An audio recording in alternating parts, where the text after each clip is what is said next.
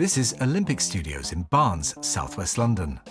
It doesn't look like one of the most important recording studios in British history, and that's part of the story. Between the mid-1960s and the early 1980s, an extraordinary amount of recorded music passed through this building, inside rooms that simply happened to work. I'm Andrew from Parlogram, and last week I visited Olympic Studios as it enters a new chapter in its history. The story of Olympic begins long before rock music. This building opened in 1906 as Byfeld Hall, a local entertainment venue that quickly became a cinema. Over the decades, it continued to host film, live performance, and later television production. In other words, this site had been dedicated to entertainment for more than half a century before the first tape machine was wheeled in. Olympic Studios as a recording enterprise actually began elsewhere, in Carlton Street, central London in the late 1950s. Founded by Angus Mackenzie as one of Britain's first truly independent recording studios.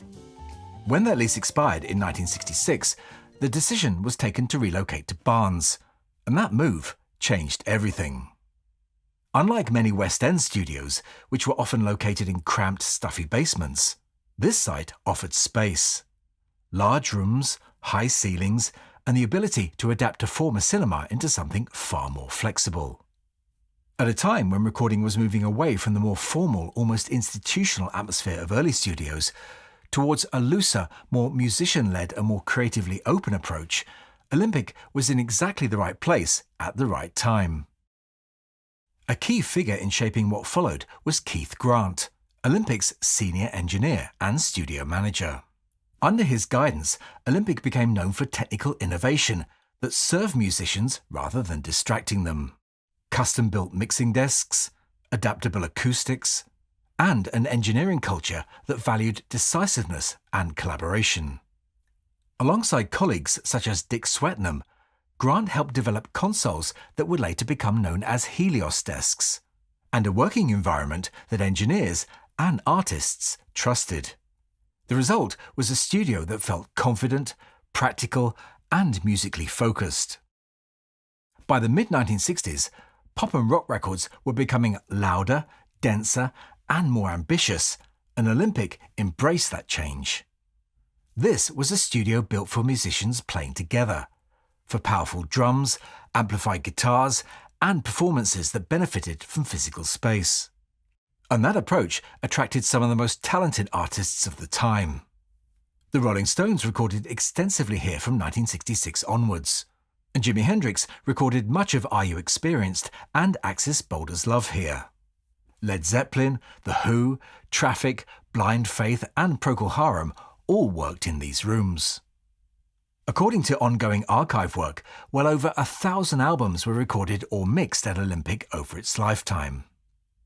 Directly opposite the studios today is a collector's record shop called Olympic Studio Records, which sells many original copies of albums recorded there.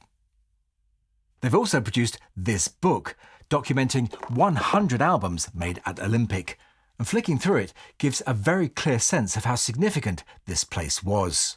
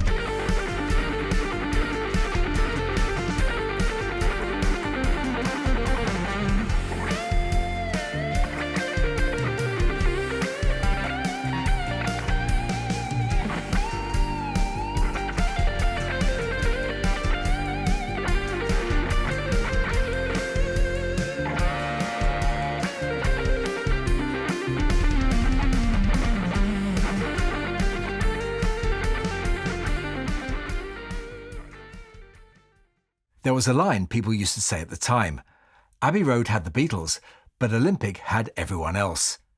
It wasn't meant literally, it was shorthand. Abbey Road was closely associated with one group and a particular way of working. That said, the Beatles did record here, and when they did, it mattered. In May 1967, they came to Olympic to record Baby You're a Rich Man, which became the only Beatles song to be entirely recorded and mixed outside Abbey Road. A month later, Olympic was used to rehearse and record the basic backing track for All You Need Is Love, before the song was completed back at Abbey Road ahead of its worldwide broadcast. And Olympic even appears on the Abbey Road album itself. On the 5th of May 1969, the Beatles returned here to work on Something. Paul McCartney re-recorded his bass part, George Harrison added his lead guitar, and John Lennon contributed piano overdubs. What those sessions show is that Olympic wasn't an alternative to Abbey Road, it was simply part of the same creative network, and when a particular sound or space was needed, that was where the band went. In 1987, Olympic was acquired by Virgin Music. As part of a wider reassessment of the building, the studios were reconfigured to a different practical and acoustic specification, following advice from Japanese studio designer Sam Toyoshima. He reportedly walked into the studio, clapped his hands and concluded that the rooms were no longer suited to modern recording. During this period, the studio's archive of master tapes was cleared out. A large number of tapes from sessions recorded at Olympic, including some by Jimi Hendrix, were discarded and, for a time, left unsecured in a skip outside the building. Fortunately, many of those tapes were later recovered and returned to more secure archival care. EMI later took control of the refitted studios, which continued operating until 2009, when U2 recorded some of the tracks for No Line on the Horizon there.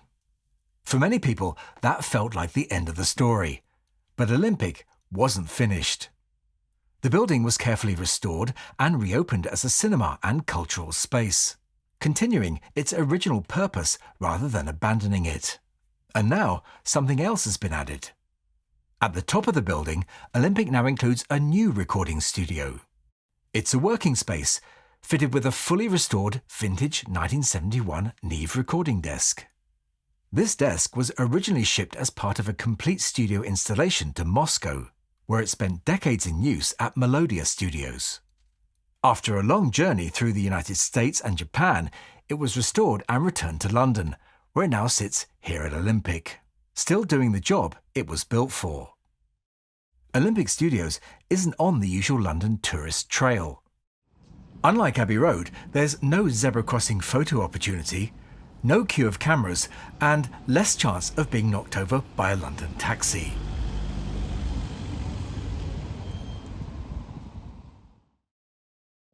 But Barnes is a quiet, walkable part of London, close to the river, full of small streets, cafes, and independent shops. I should say, I visited in early February, and Barnes feels like it's the kind of place that really comes into its own in the summer. Sitting outside here would be a very easy way to while away a summer evening.